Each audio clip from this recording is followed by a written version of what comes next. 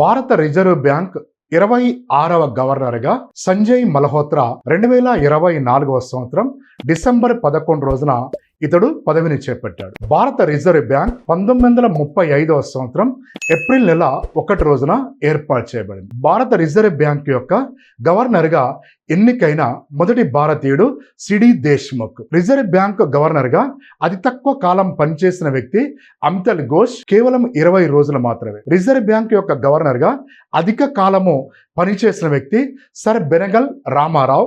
ఇతడు 7 సంవత్సరాల 197 రోజులు పనిచేశాడు. భారత మాజీ ప్రధానమంత్రి అయిన మన్మోహన్ సింగ్ గారు రిజర్వ్ బ్యాంక్ యొక్క గవర్నర్గా వరుస క్రమంలో 15వ వ్యక్తి.